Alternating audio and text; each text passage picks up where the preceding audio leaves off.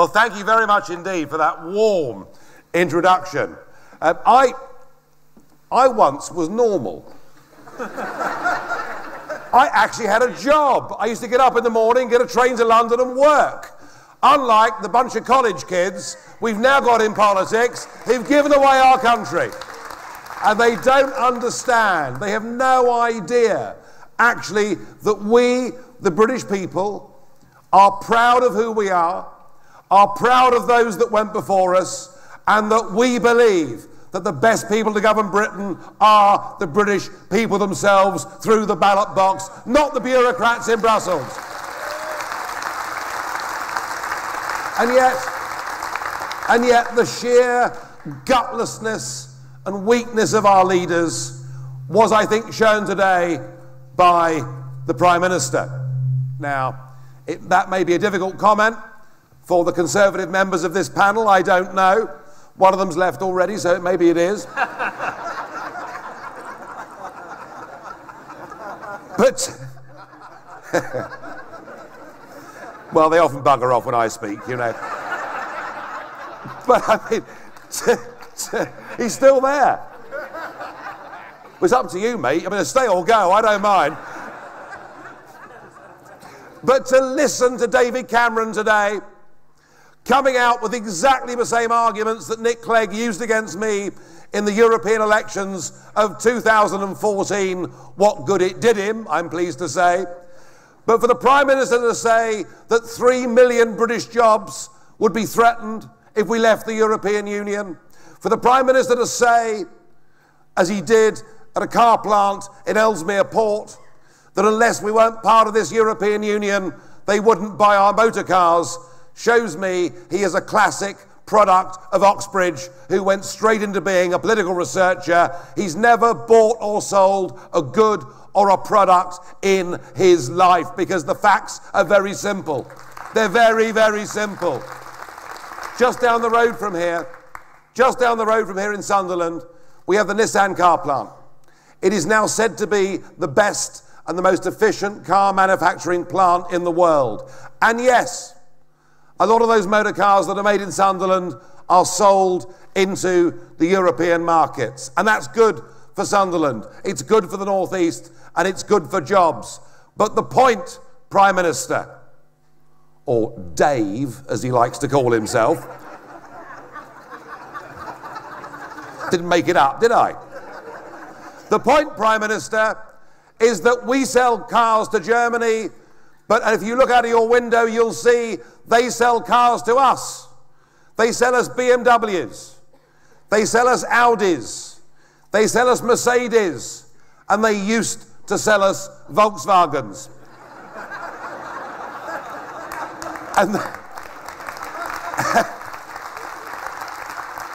And the point, Prime Minister, is they sell us 1 million motor cars a year more than we sell them. So it's in their interests to have a trade deal with Britain. And if 3 million British jobs are threatened by all trade ceasing, then there are 5 million jobs in Europe threatened by all trade ceasing. Can we get away from this complete and utter nonsense?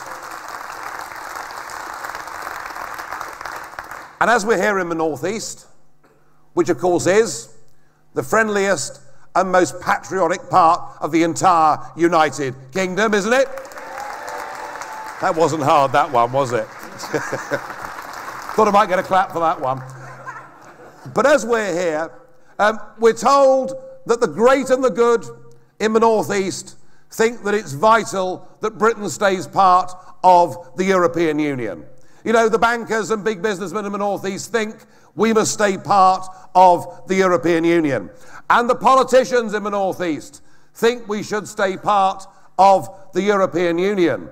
Indeed, some of the ex-politicians of the North East think we should stay part of the European Union, including the former Member of Parliament for Hartlepool, Lord Mandelson. You can do better than that. Lord Mandelson. Thank you. He is ghastly, isn't he? But these are the same figures. The Mandelsons, the bankers, the big businessmen, they're the same figures who told us if we didn't join the euro, we'd lose out on competitiveness. We'd lose out on trade. And they were wrong then, and they're wrong now. They're wrong now. And the Northeast, the big businesses in the Northeast will benefit by Britain being able to negotiate her own trade deals on the global stage. We're not talking, ladies and gentlemen, about leaving Europe. We're talking about leaving a political union called the EU. We are leaving the EU and we're rejoining the world. We want to make trade deals with other countries. And it strikes us on this panel that a very good place to start would be the 54 countries who share our language, share our history, share our culture, who like us and who stand by us in time of need. And the sooner we open ourselves up to a trade deal with the Commonwealth countries of the world, the better it will be for us and for them. But 95% of businesses in the Northeast do not export any goods to the EU at all. And yet they're bound by European regulation, every single one of them. And the argument is that actually, freed from this European Union, we can give the 5 million men and women that run small businesses in Britain an even break and a chance not to be regulated to death. Let's support the small and medium-sized businesses. Let's worry a bit less about the big businesses who employ fewer people. And while we're at it, the Prime Minister keeps telling us, wouldn't it be awful if we were like Norway? Wouldn't it be dreadful if we were like Norway? Imagine being rich. Imagine being free. And imagine having the other side of the North Sea, which the Norwegians have got. And they have a 200-mile exclusive economic zone, and all the fish that swim and are caught in those waters are owned by Norway. Any foreign boat that fishes within those 200 miles has to pay a fee to be there. And if they break the rules, the Norwegian Navy impound them and charge them 50,000 quid to get the boat back. Now, what does the Northeast have in common with Norway? We've got the North Sea. This part of our country could have 200 miles of the North Sea. And when we leave the European Union, we will claim back what is rightfully ours. We will claim back our territorial waters. We will claim back 200 miles of the North Sea, and from South Shields and Newcastle and all the way down the northeast coast of England, we will put back into work thousands of men and women back into the fishing industry.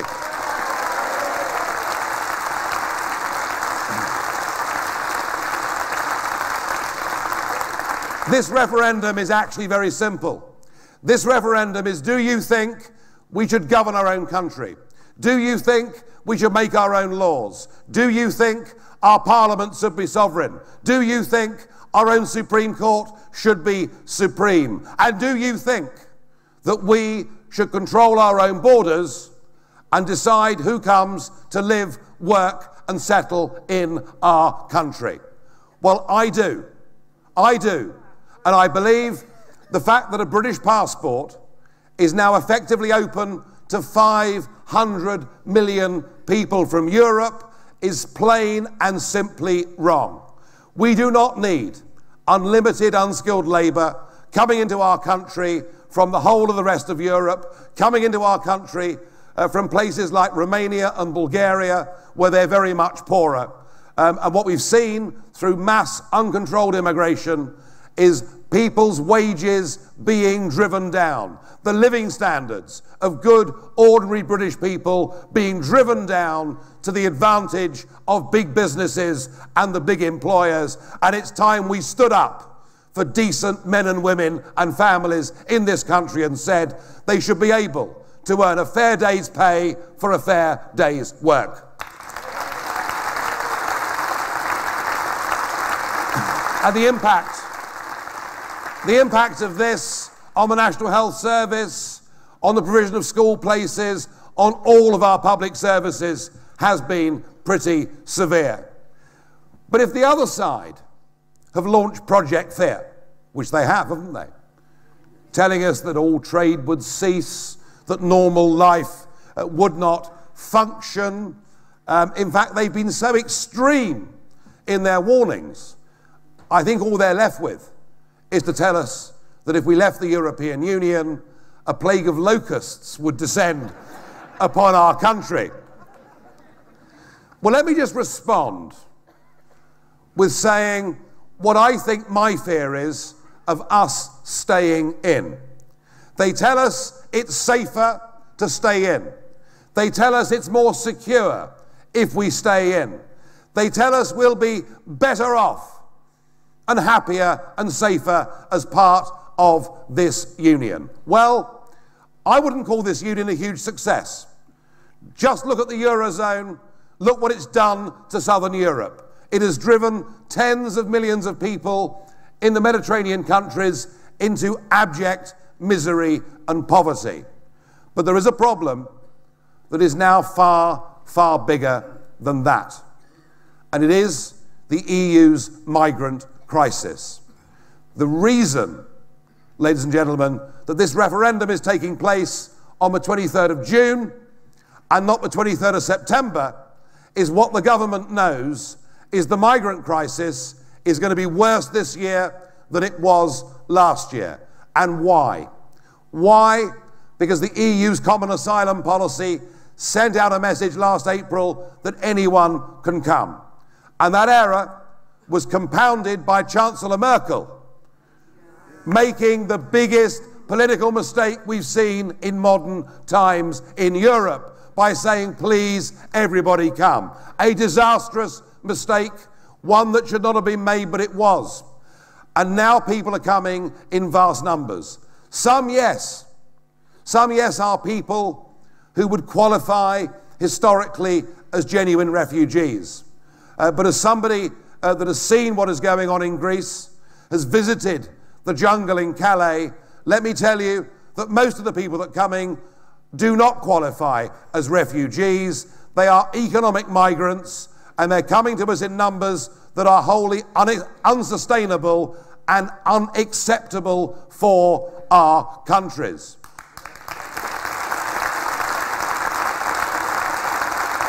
And what has the response been of the European Union?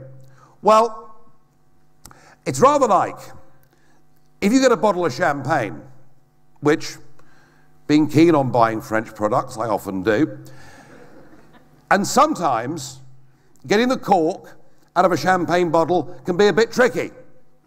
But once you've done it, putting it back in is impossible. So the message was sent, please come. Now to say, don't come, is really very, very difficult. And where are most people coming from? They're coming from a country called Turkey.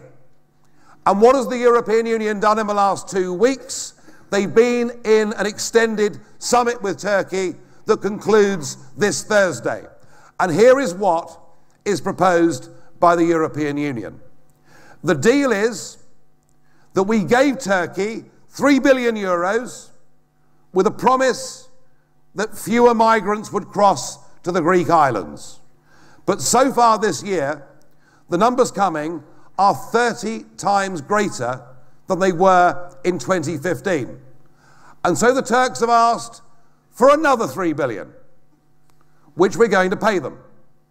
And a new migrant deal, which is that everybody in a Greek island who doesn't qualify for refugee status will be sent back to Turkey in return for 1 Syrian that they will give to us.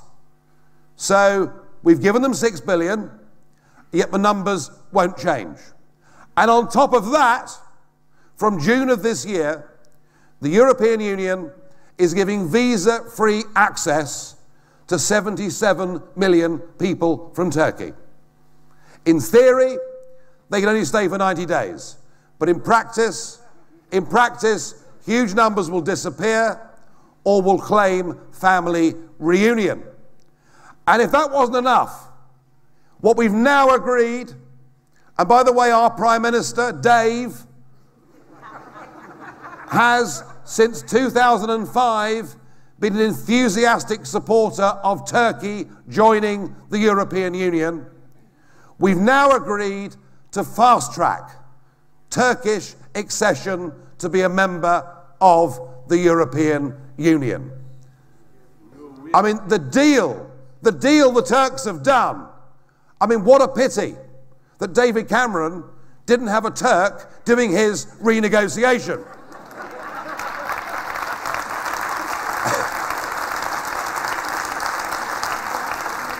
But I have to say, the answer from us must be loud and it must be clear, and it is no to political union with Turkey. We don't want it. We don't want it. Not only is that country, 97% of it actually in Asia anyway, but you only have to look at the fact that the boss of Europol said last week there are now 3,000 to 5,000 Islamic terrorists that have come into Europe in the course of the last 2 years using the migrant crisis as cover, to know that if you want Britain to be safer and more secure, if you want Britain to do all that it can to insulate itself from Islamic terrorism, the only sensible and safe thing to do is to vote to leave the European Union and to take back control of our borders. To do that. And I don't want scenes such as those we saw on New Year's Eve in Cologne ever to happen in a British city. If we take in too many people at once from countries where women at best are seen as second-class citizens, that is what we are storing up for our future. This is not about being against anybody. It's not about being against anybody. It's about being for our people, our culture, our communities, our country. It's about being for recognizing the sacrifice that was made by those that went before us in the last century and twice in war fought to defend our values. And this battle,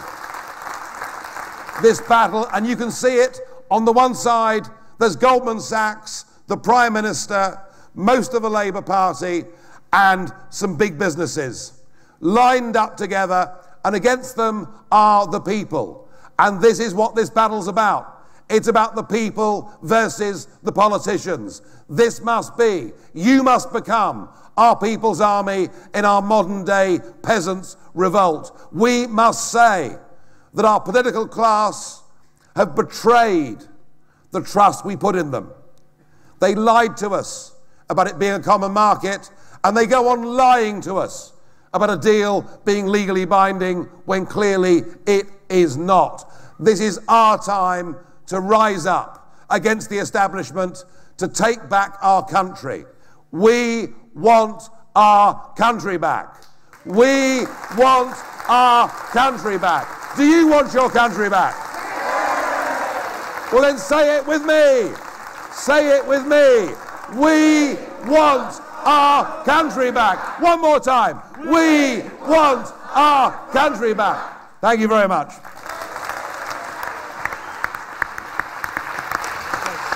Yeah, we're a bit tougher on Turkey than I and stuff, but it's madness.